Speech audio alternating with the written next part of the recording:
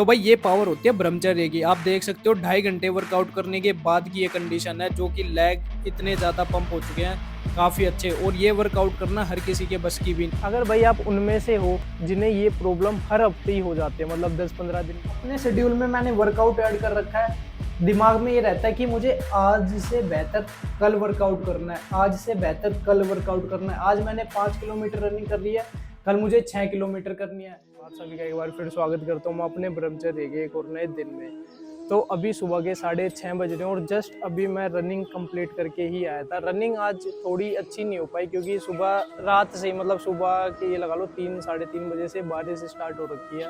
अभी थोड़ी रुकी थी और जब मैं रनिंग करने गया था उस समय भी थोड़ी थोड़ी बारिश हो रही थी। लेकिन हाँ, बारिश होने के बाद मौसम काफ़ी ज़्यादा अच्छा हो गया। पार्क में पानी भरा हुआ है, इस वजह से मैंने योगा वहाँ ना करके अपना सीधा घर के टेरिस पे ही आ गया। तो अभी रनिंग करते ही सीधा मैं अपने घर के टेरिस पे आ गया और अब हम करेंगे अपनी योगा स्टार्ट। अच्छा, जैसे कि अभी मौसम काफ़ी अच्छा है, रात में भी अच्छी खासी ठंड हो रखी थी। और जब मौसम अच्छा होता है तो उस समय क्या होता है कि हमें बहुत ही ज़्यादा गहरी नींद आती है, क्योंकि ठंडे मौसम में बहुत अच्छी नींद आती है। तो जब नींद अच्छी आती है तो हम एक चीज़ मतलब भूल जाते हैं कि हम सॉफ्ट तकिए पे सो रहे हैं या हार्ड तकिए पे, क्योंकि हमारा दिमाग में बस यही है कि नींद अच्छी आए। फिर जब हम सो के उठते हैं तो उसके बाद क्या होता है, हमारी पूरी ये चीज़ मतलब एक तरीके से नाड़ जो है वो अकड़ जाती है। और ये काफ़ी बंदों के साथ मैंने ये प्रॉब्लम देखी है और काफ़ी मेरे से पूछते भी कि ये भाई इसका क्या इलाज है। तो भाई इसका एक ही इलाज है। सबसे पहले तो आपको पता करना है कि आपकी कौन सी नस मतलब चढ़ी हुई है जिसकी वजह से आपकी गर्दन जो है वो रोटेट अच्छे से नहीं हो रही है।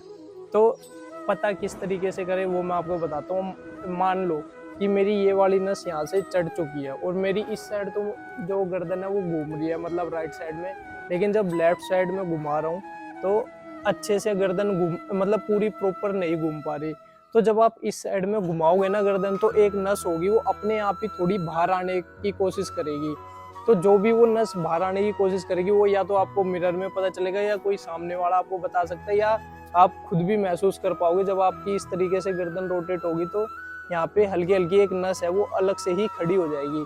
तो वही उसी नस के कारण आपके ये जो दर्द होता है सोने की वजह से, जो हार्ड तकिए पे सोने की वजह से होता है, तो वो उसी वजह से होता है। अब इसे सही कैसे करें वो मैं आपको बताता हूँ। सबसे पहले तो यही है कि ये जो दर्द होता है वो वैसे तो 24 से 38 घंटे में अपने आप ही ठीक हो जाता है। लेकिन बाय चांस अगर नहीं होता किसी किसी का, तो आपको कुछ नहीं करना, इस तरीके से पंच बनाना है, ठीक है। इस तरीके से जो जैसे आप गर्दन घुमानी है, जैसे आपकी लेफ्ट साइड नहीं गर्दन अच्छे से घूम रही, तो आपको हल्की हल्की कोशिश करनी है। जैसे इतनी कोशिश करी और वो नस अपने आप ही उठ के बाहर आ जाएगी। और आपको धीरे धीरे इस तरीके से मसाज करनी है अपनी गर्दन की, ये ऐसे।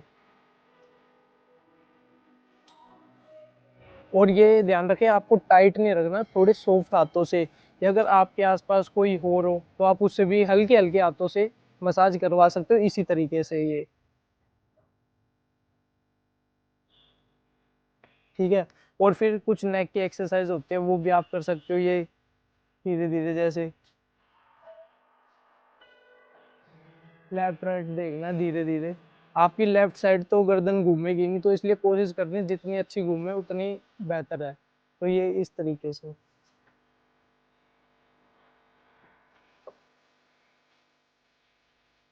फिर अप डाउन।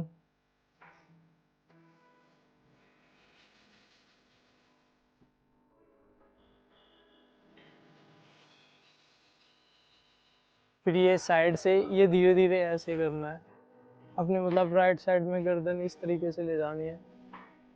और फिर सेम यही चीज़ लेफ्ट के साथ भी। लेफ्ट की जिस जिस जिस साइड आपके दर्द होगा उस साइड थोड़ी सी प्रॉब्लम होगी, लेकिन आपको थोड़ा सा दर्द में वो मतलब बर्दाश्त करना और इस तरीके से अपनी गर्दन को होल्ड रखना है,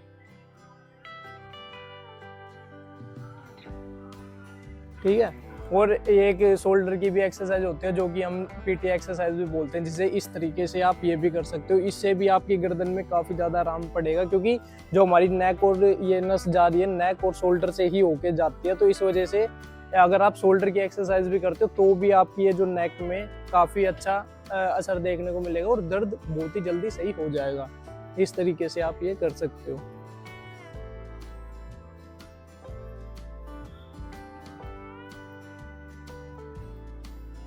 फिर यही रिवर्स।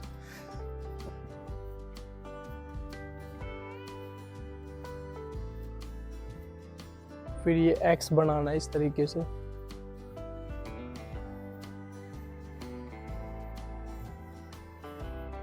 अगर भाई आप उनमें से हो जिन्हें ये प्रॉब्लम हर हफ्ते ही हो जाती है, मतलब 10-15 दिन बाद हर मतलब बार बार ये जो नेक का दर्द है वो बार बार फेस करना पड़ता है, तो इसका भी एक परमानेंटली इलाज है।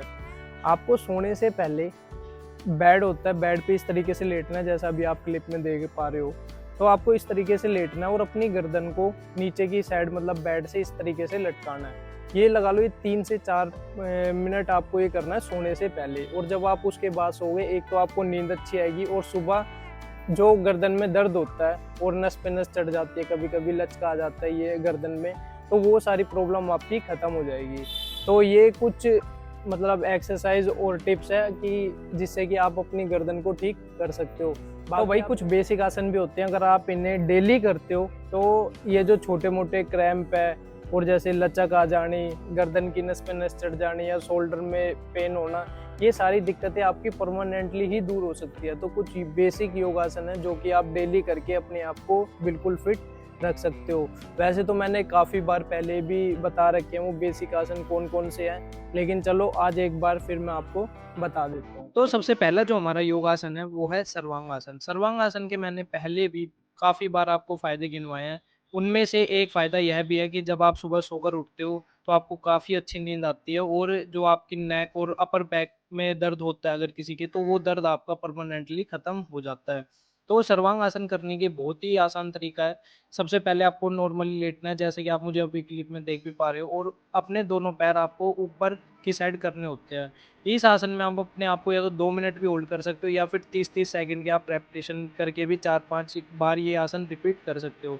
फिर उसके बाद में आता है हमारा हलासन। हलासन करना भी मतलब बहुत ही ज़्यादा ईज़ी होता है।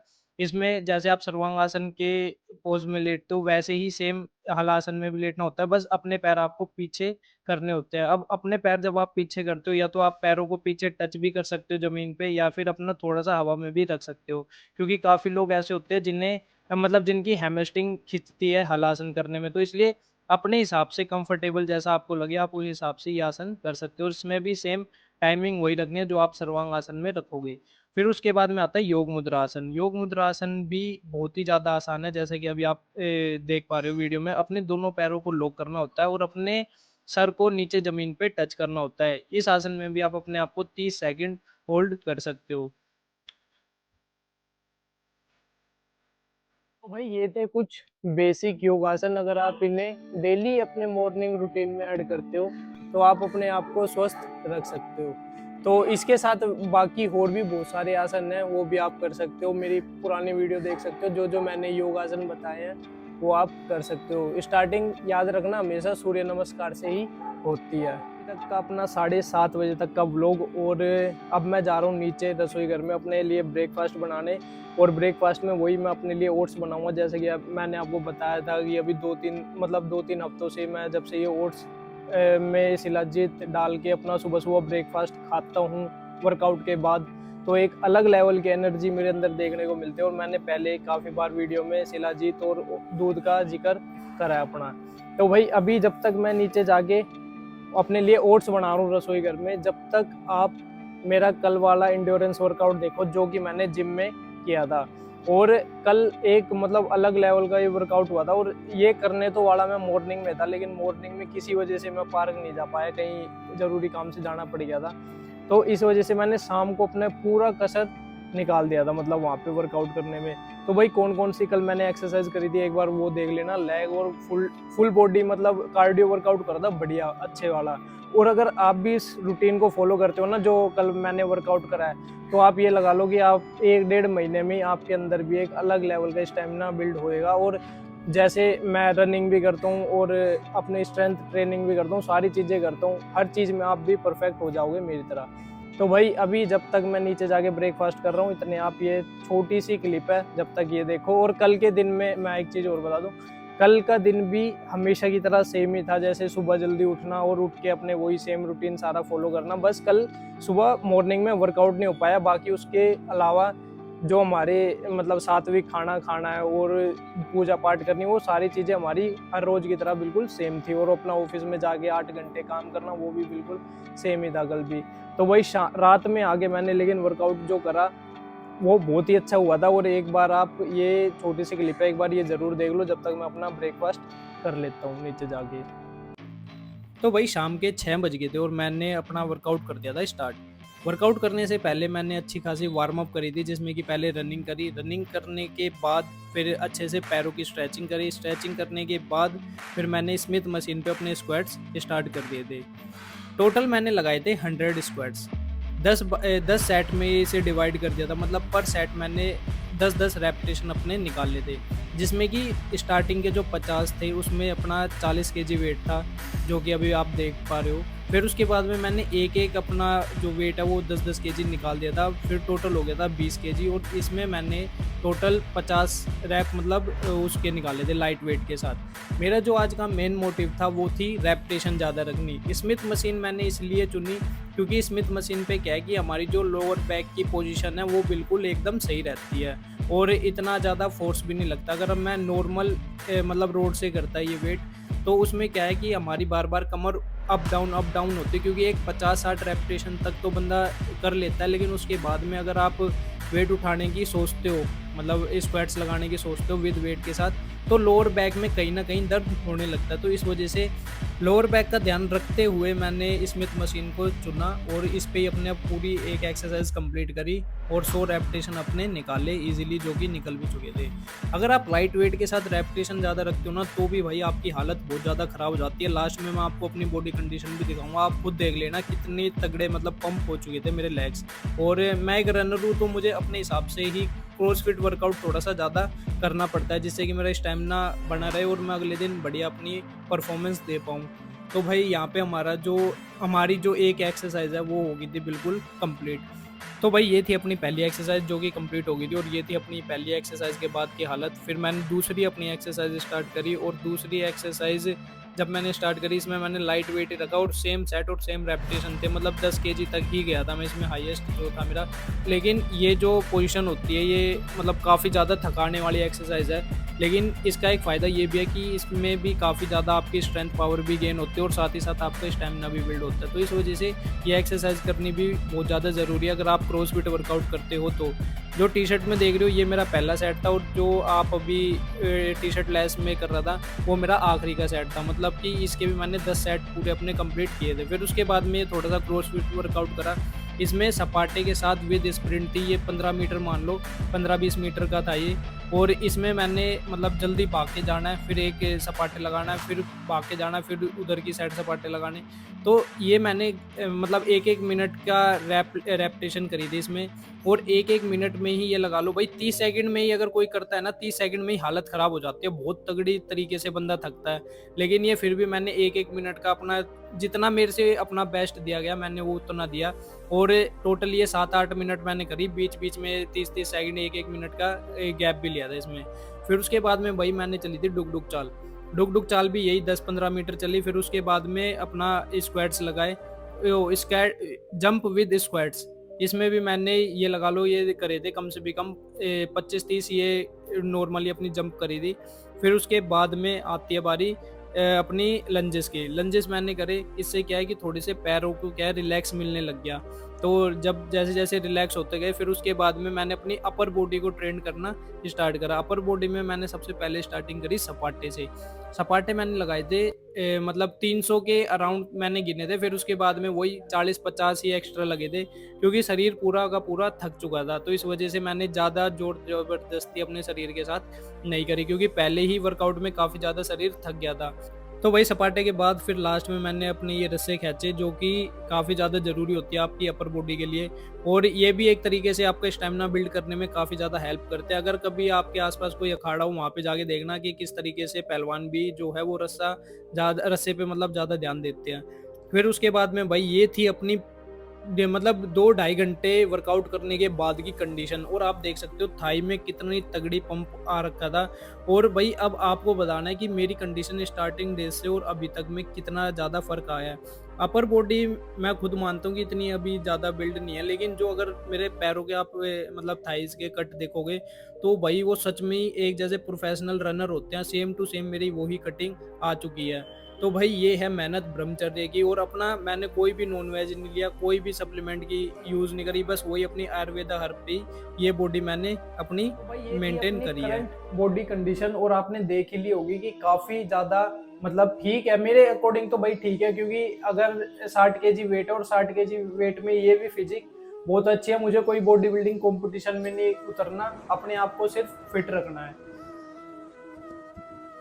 सॉरी।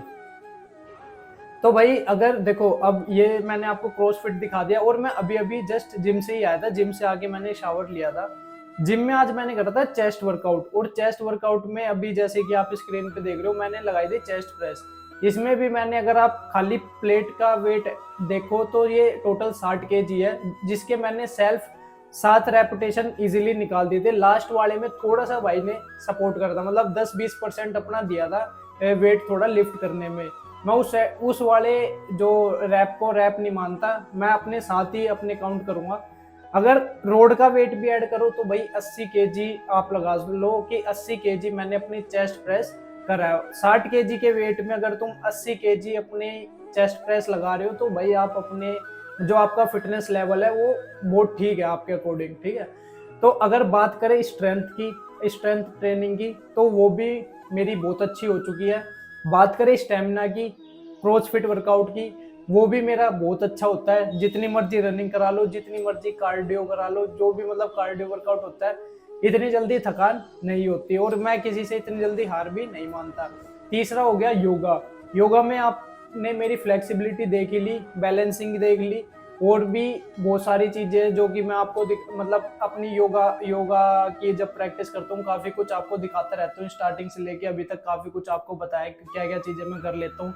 तो अगर योगा की बात भी करें तो इतना ना एडवांस मुझे आया है ना इतना बेसिक मान सकते, मतलब मीडियम लेवल है, और ये जो मेरा लेवल है ये बिल्कुल एकदम ओके है। तो मैं आपको यही बताना चाहता हूँ कि अगर आप भी ब्रह्मचर्य के पार्ट का पालन करते हो, एक शेड्यूल बनाते हो, ठीक है, कि मुझे दिन में ये चीजें करनी है। वर्कआउट एक ऐसी चीज है, अब मैं मान लो वर्कआउट छोड़ देता हूँ, ठीक है, एक एग्जांपल देके समझाता हूँ, फिर मेरी लाइफ में ना कुछ भी एकदम मतलब सारी चीजें फिर एक ये हो जाएगा, पजल सा हो जाएगा माइंड, कि सुबह उठना फिर वही सेम चीजें करनी सारी चीजें। लेकिन अपने शेड्यूल में मैंने वर्कआउट ऐड कर रखा है, दिमाग में ये रहता है कि मुझे आज से बेहतर कल वर्कआउट करना है, आज से बेहतर कल वर्कआउट करना है। आज मैंने 5 किलोमीटर रनिंग कर ली है, कल मुझे 6 किलोमीटर करनी है। तो मतलब अगले दिन के लिए ना कुछ माइंड में पहले प्लानिंग करके मैं रखता हूँ। और जब से वीडियो बना रहा हूँ, मतलब वीडियो में अपलोड करता हूँ अपने वर्कआउट वगैरह, तो मुझे वर्कआउट करने में और मजा आता है, क्योंकि मेरी वर्कआउट वीडियो से भाई काफी लोग हैं, मतलब काफी तो नहीं कह सकता हाँ, लेकिन 10-15 भी अगर लोग मेरी वीडियो से थोड़े से भी मोटिवेट होते हैं तो उस चीज की मुझे काफी ज्यादा खुशी मिलती है। तो भाई अभी ये थी अपनी बॉडी कंडीशन भी दिखा दी, और आज का चेस्ट वर्कआउट भी मैंने अभी चेस्ट प्रेस ही आज का, मतलब चेस्ट प्रेस के बाद सारे अपना वर्कआउट बिल्कुल सेम ही था, जैसे incline bench press, decline bench press, फिर केबल क्रॉस, और ये लास्ट में अपने पुशअप्स, डंबल पुल ओवर, बस इसके अलावा मैंने मतलब रिपीट एक्सरसाइज थी सारी चेस्ट की, इसलिए मैंने वो पूरी नहीं दिखाई। और शाम के टाइम में जिम में भीड़ भी रहती है, तो इसलिए कैमरा सेट करके और वीडियो बनानी थोड़ी अच्छा भी नहीं लगता, तो मैंने वैसे ही वर्बली आपको बता दी। अभी रात के 9 बज रहे हैं, और मैं अपने लिए त्रिफला पानी मतलब त्रिफला चूर्ण गर्म पानी के साथ लेने के लिए आया था। अभी पानी गर्म हो रहा है थोड़ा सा। तो अभी अगर बात करें दिन की कि आज का मेरा दिन कैसा बीता, तो हर रोज की तरह सेम था, मतलब ब्रह्मचर्य का। जैसे कि सुबह जल्दी उठना, आपको पता ही है सुबह कितने बजे मैं उठ गया था, सारी चीजें। तो उसके बाद फिर अपना वही सेम शेड्यूल, सात्विक खाना खाना, फिर उसके बाद में 8 घंटे अपने ऑफिस में देने, थोड़ा सा इन जानवरों से, बेजुबान जानवरों से थोड़ा सा प्यार जताना, और फिर इन्हें प्यार करने के बाद मैं आ गया सीधा घर पे, और घर आते ही मैं अपना सीधा जिम चला गया था। जिम से आते ही जस्ट अभी अभी शावर लिया, और गर्मी स्टार्ट हो गई है। आप सबसे एक रिक्वेस्ट यही करना चाहूंगा, जब भी आप वर्कआउट करते हो तो वर्कआउट के बाद शावर लेना भाई बहुत ज्यादा जरूरी है, क्योंकि गर्मी हो गई है। गर्मी में क्या होता है कि अगर आप वर्कआउट, जब आपका वर्कआउट खत्म हो जाता है 15-20 मिनट थोड़ा रिलैक्स करो घर आके, फिर उसके बाद में आपको शावर जरूर लेना, क्योंकि गर्मियों में काफ़ी सारे इन्फेक्शन होते हैं, बैक्टीरिया होते हैं, रैसेस हो जाते हैं शरीर पे, तो काफ़ी सारे इन्फेक्शन होते हैं जो कि आपकी बॉडी कैच करते हैं। और किसी किसी की तो इतनी सेंसिटिव स्किन होती है कि पूरे कमर पे दाने निकल जाते हैं। तो इसलिए जो पसीने वाली टी शर्ट होती है वो ज़्यादा देर तक आपको नहीं पहने रखनी। दूसरी चीज़, घर आते ही आपको शावर जरूर लेनी, थोड़ी सी गर्मियों के टाइम में थोड़ी स्किन केयर ज़्यादा करना। तो भाई आज की वीडियो में भी आपको काफ़ी कुछ सीखने को मिला होगा। तो आज की वीडियो में भाई इतना ही, कल मिलते हैं अपनी एक और नई वीडियो में। जब तक के लिए जय हिंद, जय भारत, जय श्री राम।